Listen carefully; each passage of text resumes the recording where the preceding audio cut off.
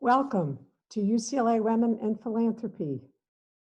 We're pleased to have you with us today to hear how exhibitions are planned, structured, and set up at the Fowler Museum, and then how they were redesigned when the global pandemic affected our UCLA campus. I am Susan Rice, the new president of UCLA Women in Philanthropy, following the fine leadership of Anne-Marie Spetaru.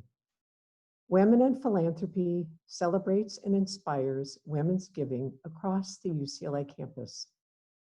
We also foster women's participation on campus boards and volunteer leadership positions. Our extraordinary women leaders have roles on many of the advisory leadership groups here at UCLA and also hold positions within the UCLA Foundation. We celebrated our 25th anniversary in 2019. We can now boast of 2,800 members who contribute time, talent, and treasure to every corner of the university. To engage our UCLA community, we hold events throughout the year that showcase different areas or topics across campus. This webinar is the third virtual event presented by UCLA Women and Philanthropy. Our intention is to bring some intellectual and emotional nourishment to you while you're at home during this unusual time. Today's presentation brings us together for a rare behind-the-scenes tour by the Director of Exhibitions at the Fowler Museum, Sebastian Clough. The exhibition we are about to learn about, The Map and the Territory, celebrates UCLA's centennial. It distills the vast holdings of UCLA's diverse collections into a single exhibition. Some 160 representative objects tell stories, and by being exhibited, bring us new meanings in unexpected ways. Organized by the Fowler Museum in partnership with the Hammer Museum and the UCLA Library, and featuring works from additional campus collections, the exhibition juxtaposes rare books and manuscripts, historic prints, contemporary paintings and drawings, abstract animations, ceramics, musical instruments, bird and animal specimens, meteorites, and more. Director of Exhibition Sebastian Clough and architect Benjamin Weisgall created a wonderful exhibition for museum goers to experience the various collections.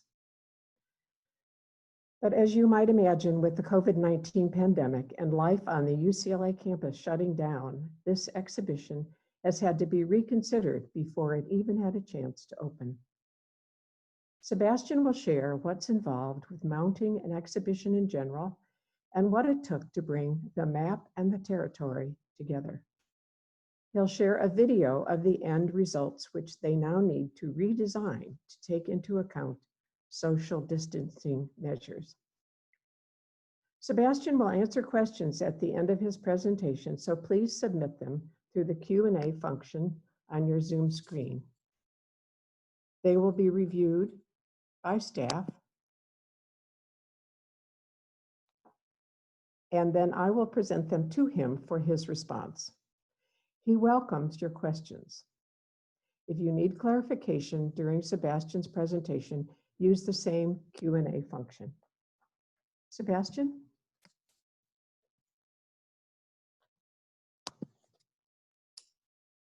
Thank you.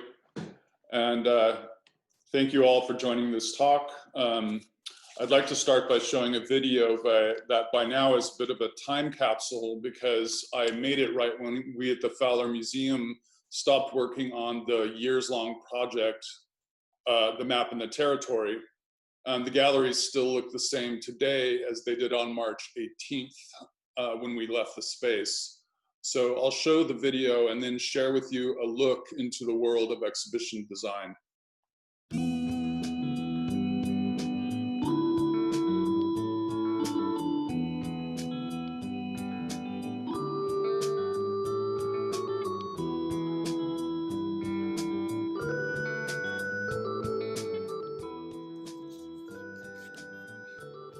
I'm Sebastian Clough, and I'm the Director of Exhibitions at the Fowler Museum at UCLA. Since the Fowler has suspended its exhibition programming for the moment, I'd like the chance to tell you a little bit about how the exhibition design process works, and a great example is the map and the territory, 100 Years of Collecting at UCLA.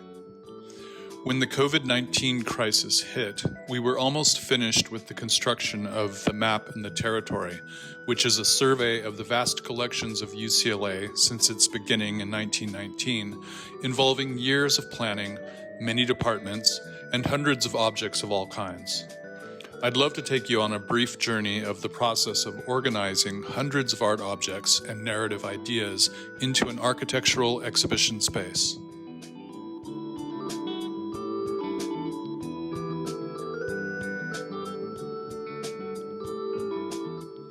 First of all, I draw. I draw during meetings, I draw after the meetings, I draw as a way of thinking and understanding space. When I'm drawing, I am processing the curator's concerns, the educator's needs, and the conservation restrictions, but primarily the visitor's experience. I'm figuring out ways to create a spatial narrative that will best reveal the power of the ideas contained in the artworks themselves as they fit into the Fowler's galleries. When I think an idea could be viable, I start to render it on the computer in a 3D modeling program.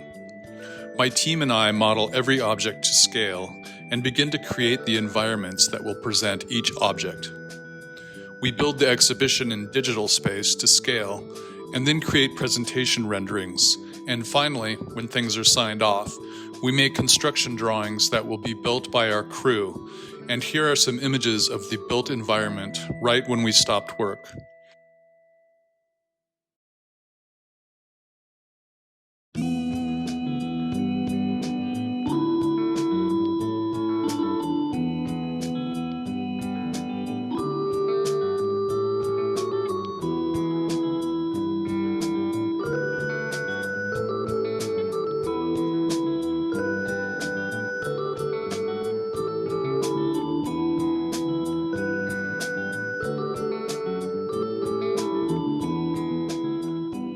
It is amazing how the ideas in my sloppy hand drawings get built in such detail, and I have the capable Fowler crew and support of the Fowler staff to thank for it. Think of this not only as a look behind the scenes, but as a teaser for the amazing exhibition, The Map and the Territory, 100 Years of Collecting at UCLA. I hope to see you there.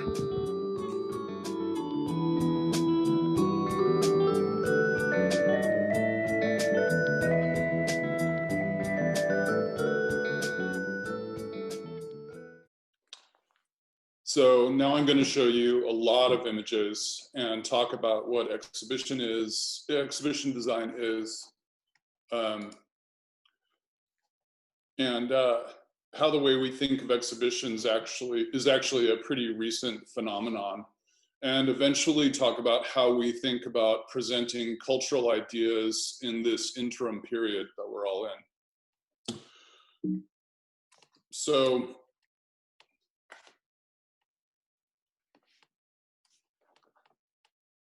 there we go.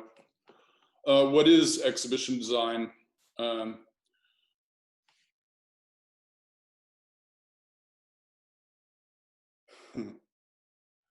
Is it maximal or is it minimal? Sorry, we'll get into this.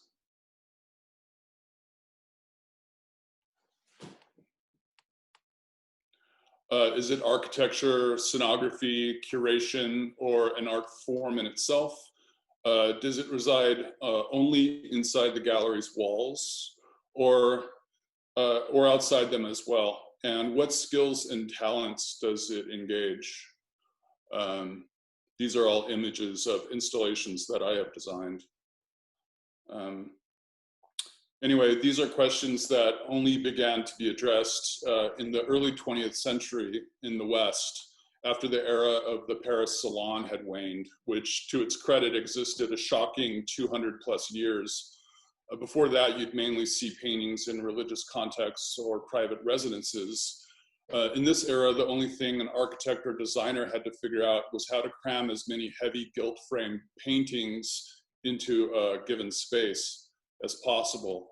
I've been in many installations where artists were not happy with their placement in the show, but imagine if your finest brushwork was hung 30 feet above your head.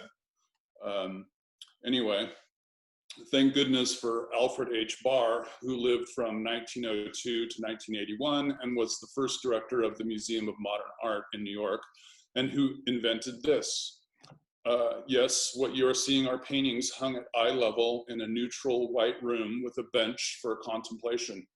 The advent of the artwork as a container for ideas located in context with other artworks conveying an underlying curatorial concept is basically arrived at with this. This was a really radical thing to do at the time, and like many great ideas, has become ubiquitous. Barr was not immune to some futuristic infographic styling and is famous for this flow chart as well. But to me, his best achievement, aside from saving lives in World War II, was the invention of the theme-based exhibition that allowed his successor, Rene de Harnoncourt, to get up to some really ambitious planning. What at this point you could truly call exhibition design. This is his plan for timeless aspects of modern art in 1948. The amazing thing to consider, going back to my rhetorical questions, is that de Harnoncourt was not trained academically as a curator, nor an architect, nor as an artist. This was the director of a large institution hand drawing the installation plans for a huge themed show. I could do a whole lecture just on him, and there is an essential book titled Rene de Harnoncourt and the Art of Installation, edited by Michel Elegot, that was released last year. He is also remarkable and controversial because he was the primary institutional force behind a trend to exhibit so-called primitive works alongside works of contemporary Western artists. He took non-Western cultural history very seriously and did his best to understand the object by drawing it himself. He produced hundreds of highly accomplished drawings of objects from African, Austronesian, and Latin American cultures. I do the same thing myself when considering display, because one of the best ways to understand how an object was made and to get into its details is to draw or paint it. These are two very small East Indian jewelry objects from the Lind collection, out of many that I painted in order to get my head around the details of their construction. By the mid-1940s, exhibition design was starting to catch the attention of architects, as it still does. In this section, I want to give the briefest introduction to three of my heroes, Frederick Keesler, Elena Bobarti, and Carlo Scarpa. Keesler is seated in this iconic image of the Surrealist show at Peggy Guggenheim's Midtown Art of the Century Gallery in 1942. He had some amazing ideas about the way viewers might interact with his display. And sadly, this is not a great image, but his drawing is pretty great and even looser than mine, actually. He only went to school for 2 years and then dropped out and came to New York and became an essential figure in art, architecture, and design circles, including becoming one of Marcel Duchamp's closest friends. So one of my biggest heroes is the architect Elena Bobarti, who was an Italian but moved with her husband to Brazil in 1946. Her husband wisely, although in an obvious conflict of interest, contracted her to design the museum that he ran. Although it took 10 years to complete, the finished product contained a second project within, which is this reinstallation of the permanent collection. She was able to accomplish one of the most radical moves ever in her design of the glass easels. These allowed paintings to be shown without walls and contextual assignations by curators, and expressed an idea of seeing even paintings as material objects in 3D space, not windows into a magical world. One could see the registration stickers, the travel history of the painting, even the age of its support. In fact, the display itself mimicked the way paintings are hung in isolation in storage areas, exposing all sorts of ideas about public access, privileging certain types or certain origins of artworks, and the humility of material. These were on her agenda, and she accomplished it brilliantly with these easels, which one can see used over and over in various installations, including this year at the Museo Jumex in Mexico City, which I saw.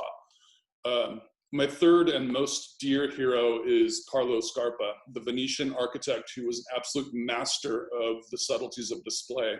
He did numerous commissions to redesign or build display spaces. This is in Palermo at the Palazzo Abitelis. The background is Marmorino plaster arranged in floating panels with insets. The next is Castelvecchio in Verona, which is a masterpiece. If you look at the way the figure is placed forward on the stone platform as if walking toward the edge, highlighting her dual braids, Scarpa idolized Japanese culture and was a disciple of Frank Lloyd Wright, but the poetic way he channels his own Venetian culture into these designs is amazing. There was an advanced question about the most influential exhibitions I've seen personally. And I can say that when I was 20, I did a tramp through Italy and stayed in Verona. And I remember walking into a gallery on an upper floor of the Castelvecchio, and the sun was slanting through an open window with a light breeze blowing in. On a Scarpa easel, there was a Veronese portrait of a lady on a panel. There were no protections or climate controls. Just this 500-year-old painting with a light wind and the sounds of the city in the background. And it taught me a huge lesson, which is that a museum functions best when it's an open and inseparable part of its community. The last Scarpa image is of his entrance pavilion to the Venice Biennale, which is in a way where my story kicks off. I was invited to Europe to build projects for Jorge Pardo, Jason Rhodes, Paul McCarthy, Andrea Zattel, Glenn Cedar, and Chris Burden. This was in the late 90s and the early 2000s when I was known for building complex projects for contemporary artists. This image is Jorge Pardo's house in Mount Washington when it was finished, and which was partly sponsored by MoCA. I designed and my crew built all interior and exterior finishes, custom-made windows and cabinets. I also did projects with him in Europe. The next piece is a piece by Jason Rhodes, which I designed. He was a good friend, and my introduction to Venice was going there with him and Paul McCarthy in 1999 to oversee their installation at the Arsenale for the Venice Biennale. The curator of that edition was Harald Ziemann, who I got to know and hang out with. The following images are the renderings for a Sam Durant project called Scaffold that was in the news in 2017. I have collaborated with Sam on many projects, and in 2009, he asked me to design a sculpture that was the combination of 6 of the most notorious public hangings ever as a political sculpture against capital punishment. These are the designs for it. This was built and displayed in Documenta 13 in Kassel, Germany in 2012. Some 10 years later, the Walker Art Center in Minnesota bought the piece, and 10 years after I designed it, and decided to include it in their sculpture garden. Unfortunately, Sam and the Walker did not speak to the Dakota Nation, who are the descendants of the Mankato 38 victims who are referenced in the sculpture itself and are nearby residents. And after a big public outcry, the work was ceded to the tribes, and the director of the Walker resigned. This is probably one of the biggest lessons ever in the power of context and community engagement in exhibition. In an answer to another advanced question, what is your inspiration for the design of exhibitions? The answer is always the closest contact with the primary sources, whether that means artists, historians, or cultural groups and their descendants. In a more positive example of Sam's commitment to activism, this is for MoCA, and it is the exhibition Black Panther, the Revolutionary Art of Emory Douglas. Douglas was the Minister of Culture for the Black Panther Party and designed the iconic art for their newsletter. For this show, we met with Emery, and he allowed the artist Norm Leach to hand paint one of his designs on the wall. I'm going to show and tell a bunch of exhibitions I did at MoCA that were ambitious and sometimes breathtaking or absurd. So I'm going to show a lot of images in kind of a short time. This is from a show called Ecstasy in and About Altered States. And this was 2005. This is a work by the Belgian artist Karsten Haller. So I worked with the Prada Foundation in Milan and the artist to design and fabricate this piece with these mushrooms that rotate upside down. And I went to Milan to engineer how to bring the piece to LA for this exhibition. These are other images from that show. This is Pierre Huyghe. And this is Tatsurobashi. The artist asked if my team could build an apartment on top of the flagpole in front of City Hall in downtown LA. And after, I think it was about 6 months of interfacing with City Council and the building department, fire department, public assembly, we were able to build this humble apartment on top of the flagpole. And that's the top of the flagpole right there with its apartment. And yeah, as a visitor, you could actually walk up the stairs and go into this. So I've done a lot of fashion shows and a lot of textile shows, and this is one of my favorites. It's called Skin and Bones, curated by Brooke Hodge. This was in 2007. And basically the concept of this show is to demonstrate how buildings, architecture, and the structures that are involved in the built environment are similar to the structures and supports involved in garment design. And so these are installation images of that. This is at MoCA Grand Avenue. This is an interesting slide because it's a really good example of how exhibition design works in terms of context and adjacency. So this is a Greg Lynn bubble wall on the left, and this is an Alexander McQueen shoelace dress on the right.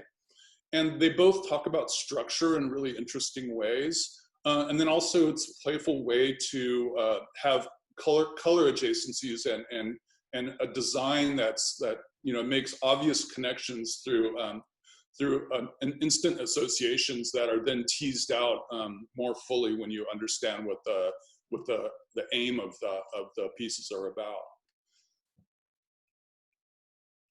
This is a show that Connie Butler curated called Whack Art in the Feminist Revolution at the Geffen. This was in 2007 as well. So this is Marta Manugin, and this is called the Mattress Gallery, which is a recreation of a gallery that she constructed in Argentina in the 70s. And these are installation images that show like the variety of the way works get put together in design and the way a viewer might travel through an exhibition. This is a show called Visual Music, which combines the idea of synesthesia, or the idea of making music visual. This is the Whitney Brothers. So this is Andrea Zattel, who is a very old and dear friend, and I've collaborated with her many times on the design of her works. So I was very pleased to be able to design her exhibition at MoCA. And these are some images of it.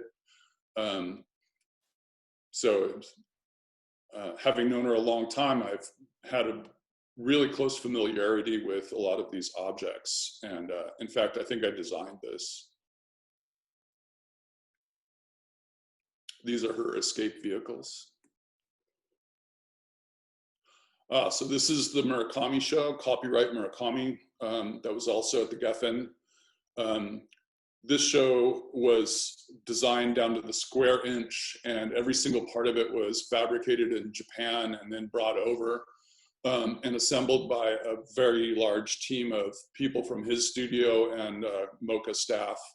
including bringing a crane into the space to be able to assemble these gigantic sculptures.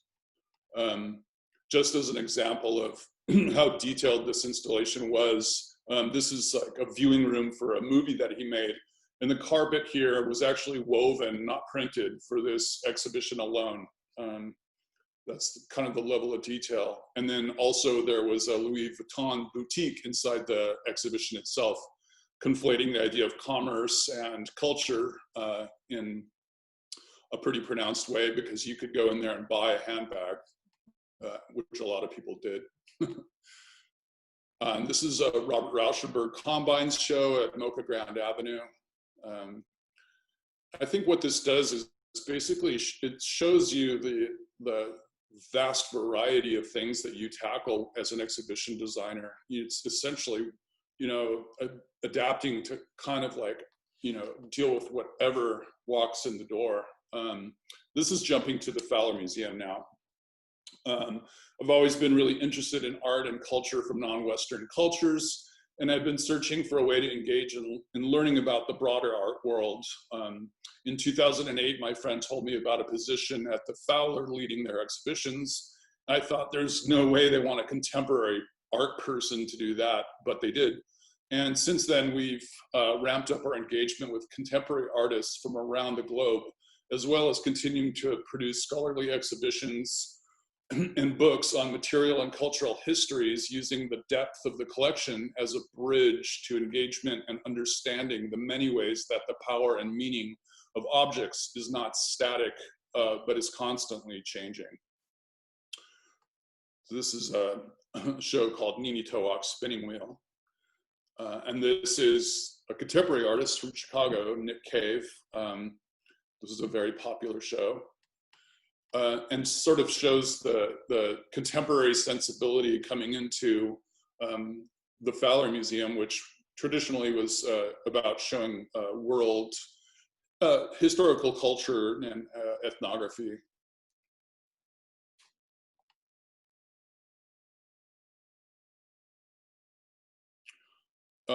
Another example of the broad range of things I've designed for. I was very fortunate to design this show because I really love tea, and this is a history of every kind of tea. So this is that's one of the first shows I designed. This is a classical African exhibition, Central Nigeria Unmasked, Arts of the Benue River.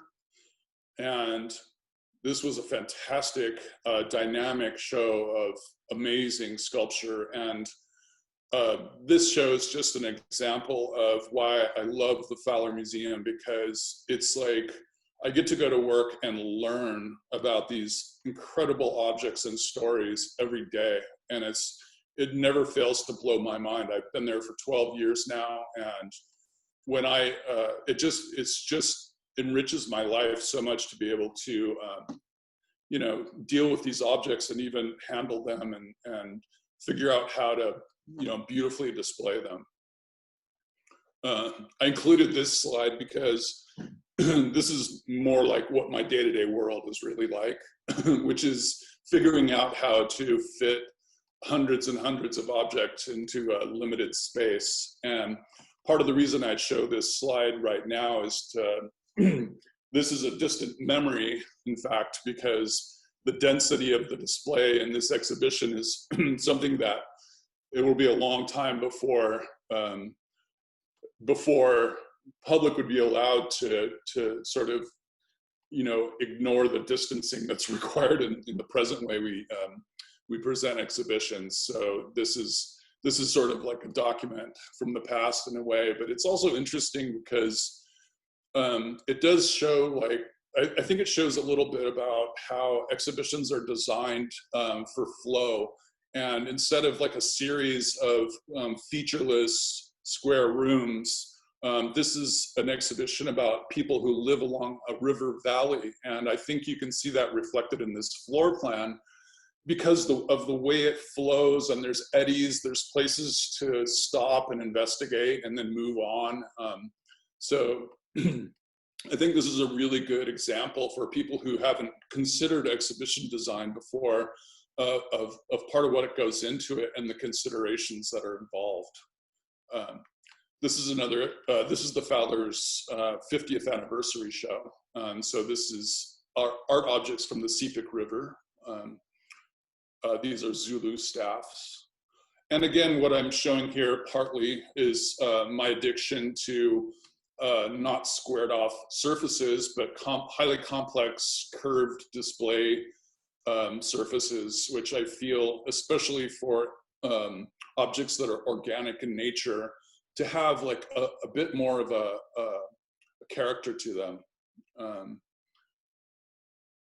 This is a show called the Durango Collection, which is a show of first phase Navajo and Hopi chiefs blankets. And I was absolutely thrilled to be able to design this show because I'm a weaver myself, and I was able to learn so much by studying the techniques involved in these incredible, literally masterpieces of weaving. And as you can see, the installation design is, it takes its inspiration from the type of loom that is made to construct these type of pieces. And also, I think what you can see, if I can go back, is treating the textile instead of like a picture that would hang on a wall, but more as a 3D object that you can see all the different sides of and investigate. And I include this slide because, to me, I think this particular solution of display really, it really says a lot about what exhibition design can do. These are combs from Suriname, and if you can imagine these simply displayed on a white wall or a surface, they would just be so much more featureless. And I think the idea of taking this veneer and having it curve to make little niches for every piece not only gives them like an interesting shadow, but also imitates the idea of waving hair. And it's a very, very small, these are tiny cones, but it gives this particular arrangement of objects a presence that they wouldn't normally have. So I think it's an interesting way. It contains many ideas in a very compact area. So again, this is just showing the scope of exhibitions that I've designed. This is a show of African print fashion. This was a few years ago. This is the intro area of it. And this is an exhibition of Lao Tzu Scrolls.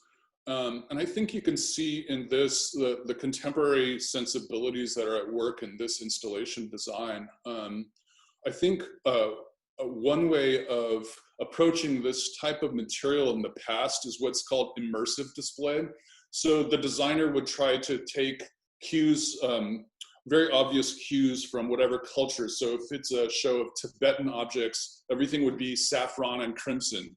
And so, like, I think what I'm trying to do in this is to make more subtle references to features of that these objects, of the use value of these objects. So when I learned about these scrolls, I learned that the priests and shamans that go around to villages and do these ceremonies actually build these provisional structures, temporary structures, and to do the rituals in, and then they're dismantled. So what I wanted to do was give a nod or an indication of using these slats as it's to a provisional structure. And so this, what it's meant to do is give the idea of that.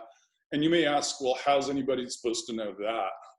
But fortunately, in this exhibition, there was a video that showed very clearly how they do build these structures. So it wasn't like too subtle there, I don't think.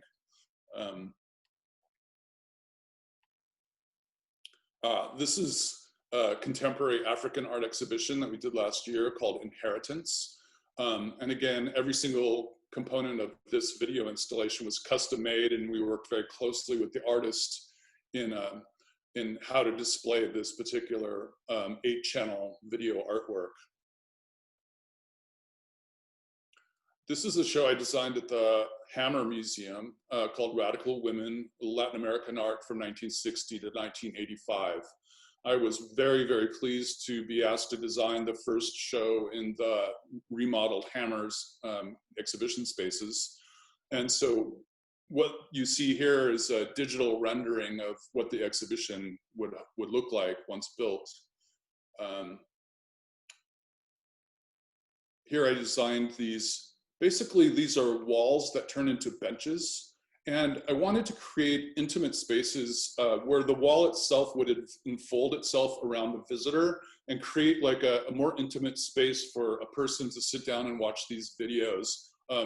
And to get away from the sort of relentless path of just walking through an exhibition and looking things, but actually creating an environment where you can stop and really take the time to contemplate. You can also sit on either side of the bench. You don't have to only face towards the video. You can look out towards the galleries. And so this is an installation view with people actually in the show, and you could see those benches in real life.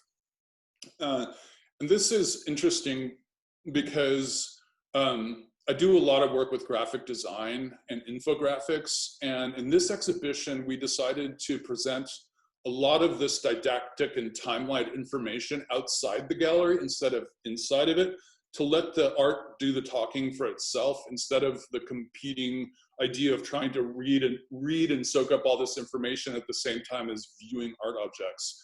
So this is like a very deliberate strategy into sort of like giving you some context, giving you a framework, and then allowing you to just come in and really experience the artworks as ostensibly they were made to be seen, which is not with a lot of explanation.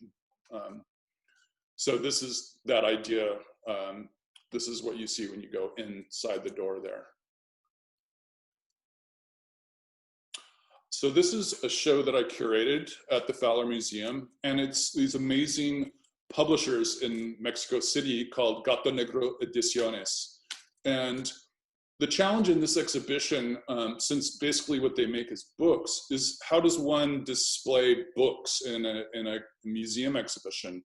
And so we decided to make one wall essentially, catalog raisonné of their work by mounting all of the books literally on the wall itself.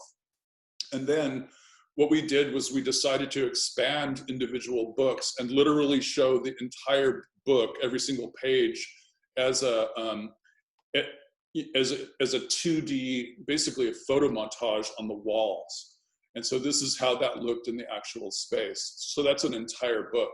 And then for reference to the right, we would have the actual book that you could flip through so the viewer would understand the correlation between the two. Fortunately, their work is very, very graphical and very, it's very monochromatic, but it's also very engaging on a graphical level. So it was pretty straightforward. This is a collaboration they did with the artist Zoe Leonard, which are images of the Rio Grande River at the border. So this is winding up. This is Striking Iron. This is an exhibition of African blacksmithing, ironworking. And for this exhibition, I really wanted to convey the idea that iron is not just a thing that exists as a physical object, but that is in our blood, it's in the solar system, it's circulating around our existence in an interesting way, which is also what I understand the people who are working this iron also believe. They do have a connection to that idea. And so what I did is I studied the shape of the bellows that they use when they're working the iron. And this shape that you see is essentially an inverted bellows shape. That's an archetypal shape in these implements.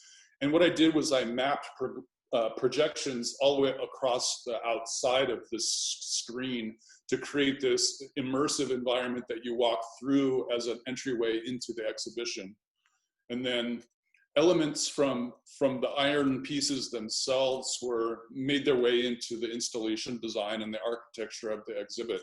So this big architectural piece, which is essentially a bench, is mirrored in many of the objects that you see on display. This is another view of the installation. And this is another view of that intro. Interestingly, because of the COVID-19, this show, which is a traveling show, and got stuck in Paris at the Musée du Quai Branly, and is just coming back next month, actually. So this is kind of a boring slide, but what I wanted to talk about, just to wrap up, is to say a little bit about the pandemic and how cultural institutions are dealing with the idea of eventual reopening. And everything, you know, changed this spring, and everybody moved towards creating online content. So I began creating online content as well with the designers I work with, including a fully animated digital fly-through of the exhibition we were building. But unfortunately, it won't play well on Zoom, so we're going to send you a link so that you can view the animation yourself.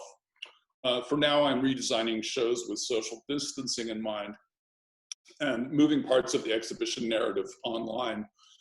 So there was really no substitute for experiencing art in person. This is a show of Australian screen printed textiles I was working on, and that moved from this density to this density, which is a much, much bigger space. And what I'm doing here is I'm actually measuring the social distancing space between viewers in order to lay out the pieces in this space. So this gives you an idea, especially when you compare it to the previous slide that I showed of the Nigerian exhibition, that things are getting really, really opened up. And I just want to say, and as a way of wrapping up, that you know, we can do a lot online, but the presence and the power of objects in space that you see when you go to a museum, there's absolutely no substitute for that. So we're all very anxious to return to a space where our community, the people we serve, can actually come in and interact with the actual objects themselves. So thank you for listening, and I hope to see you at the museum in the not too distant future. Oh, wow. That was a lot, right? Thank you, Sebastian, for a fascinating glimpse in the world of exhibition design. And thank you for setting aside time for answering questions, and in fact, even addressing a few before we even got there. So thanks for that. Sure. So you mentioned early on that you spent over 8 years planning for this map in the territory. What's the average length of time you need usually, and how do you choose what to exhibit? Well, on the second part of your question, there's a curatorial team and an exhibition development team at the Fowler that reviews proposals for ideas for exhibitions, and if it makes it through that group, then it you know, often will make its way onto the schedule, and that's when I start working on it in earnest. And for a medium-sized or large exhibition like the ones I was showing, it's usually a year. If it's a very complicated show like the Iron Show I was showing you, it was about 3 years for that, because I actually flew with a videographer to film, and the whole process was much longer because it was a very, very involved exhibition with objects coming from all over the world and a large catalog. So the norm is about a year. Uh-huh. So you mentioned that this field is really less than 200 years old, and I imagine just in the last 20 years you've seen some technological innovations that you're enjoying. Any that you're particularly excited about? Well, right now I'm kind of sick of digital space, as everybody is. But the most interesting innovations that I've seen are not just digital interactives, but actually digital VR environments. And so I went to a seminar at UC San Diego where they presented immersive exhibitions where you put on a headset and you're actually in the space. For example, in this case, it was a dig in Israel. the archaeological dig, and you were actually able to go down into the dig itself and examine objects because the metadata for the objects was presented alongside them. And I think I was pretty impressed by that, I have to say. I think it's still a few years off, though. Sounds cool. Your curved areas remind one of our questioners of the architect Paul Williams Holmes. Did you take any inspirations from him? Yeah, I mean, I really love him as architect, and his, well, one thing I actually really love about him is how varied his practice was. You know, it reminds me of the kind of ideas that I run through too. I mean, nothing's ever the same. It's I think in that case, and in the case of looking at different kinds of exhibitions, what you're doing is you're really tailoring your ideas around the objects themselves. So some things really, really benefit from not being in so-called white cube environment, whilst other things really do. So it's really case by case, but I'm a total architecture nerd, so I'm definitely inspired by Paul Williams and others, especially in our community. Do you have any sense of when we might be able to get back in, and when you'll be able to set it up for social distancing? Well, the plan is to open in October, but honestly, it doesn't look, I mean, we haven't heard anything concrete, and every day is different, right? But it seems like that might get pushed. So I'm hoping to stick to that plan, but I'm also bracing myself for, you know, several more months of working digitally and not with the actual objects. So fingers crossed. We'll just have to watch and wait and see. Yeah. Do you have any role in determining which items, let me see, what's this question? Which items are included in a given presentation, exhibition, or is that set once you begin the design process? No, it's quite fluid, and I'll tell you why. It's because a lot of the curators I work with are researchers and experts in certain fields, and a large exhibition might be like a once in a lifetime opportunity for them to show their material. And sometimes what happens is that, and they want to show all their children, and they want to give equal love to everything. And sometimes in exhibitions you can't do that because you're dealing with, you're telling a story to the viewing public, and you're trying to gauge, you know, how much somebody could actually reasonably learn and deal with when they come to a museum. So often my role is to suggest ways that we can condense and edit. And, you know, as with, you know, writing, a good editing is essential to create like a fluid product, and not just lose people's attention. So that's one way that I do have some input onto the selection. And also, inversely, sometimes when I become familiar with the material, I will see things that just blow my mind, and I will sometimes advocate for including things that wouldn't normally be on a checklist simply because of their stunning aesthetic beauty or other, you know, features that I think people would appreciate. And sometimes, you know, it's a collaborative process. It's never set in stone. It's fluid, but yes, especially the Fowler Museum, because Fowler Museum is a medium-sized place, and we really all wear a lot of different hats. So, you know, more than any other place I've ever worked, it's definitely like a community effort when we're collaborating on work on exhibitions. So it's not siloed like a lot of big institutions are. Well, you said earlier you love your job. What's the most challenging aspect of designing an exhibition? Yeah, I think there's a James Baldwin quote when he says, like, the downside of anything that you really love is getting to know its dirty parts too. So it's like, I think the most challenging part of designing exhibitions is is essentially dreaming too big and wanting to do things that aren't even probably physically possible, and figuring out how to translate those ideas into what actually is possible and feasible, especially within a budget. So I think a lot of people would tell you that I think big, and it doesn't always, you know, manifest in like the way I might dream. But I think what we try to do is to punch above our weight and really produce exhibitions that are super engaging, you know, and very handmade, if I can say it that way. So considering our rapidly changing culture right now, let's see, what's this question? How do you see the museum addressing the changes as far as inclusion moving forward?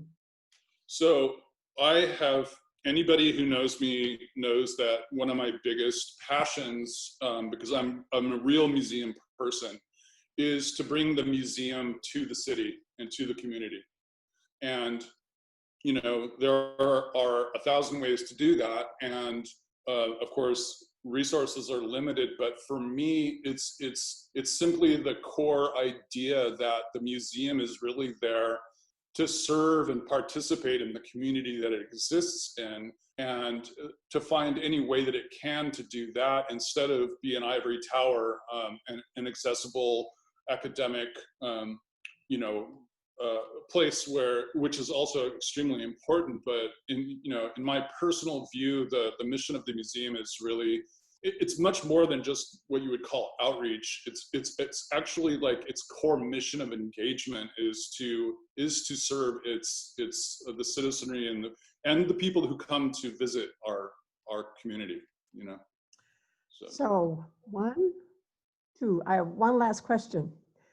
How do you get feedback on what works and what doesn't that you incorporate going forward?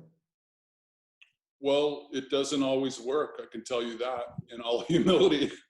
And sometimes it works really great, you know, but, you know, like the challenge, and it's the challenge that I want is, and every exhibition designer faces this, which is that essentially you're a storyteller, you're a journeyman.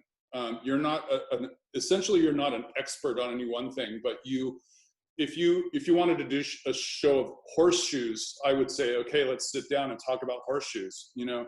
And basically what I'm trying to say by that is that, you know, everyone needs to tailor the design or the presentation of an exhibition with the idea that what you're doing is you are bringing context to those objects, for the viewer. And ideally, like when I showed the image of the combs and the wavy sort of veneer background or whatever, what I'm trying to express in that image is that particular display is really trying to be very sensitive to those objects and to show those objects in the best way in relation to each other as possible, therefore providing a context. And it doesn't always work 100% of the time, but in the best exhibition design, it's almost invisible, or it's a force that's at work in the background, and that really brings highlights and brings to the surface the power of the objects themselves. So that's, you know, sometimes we err on the side of too much design, you know, and too much architecture. Sometimes you see a show and the exhibition design almost looks disconnected from the objects it's showing, because it's so purposeful in itself. And I do realize that I think the best design is really just doing its job in the most efficient way possible at the service of the art object itself. So I've been advised that there's time for one more question. Okay. So what do you think most people don't know about your work? The thing that's interesting about my work is that it's very temporal. So I do temporary exhibitions mostly, and they're there for, I might work on it for 2 years or 3, but it's there for 3 or 4 months and then it's gone.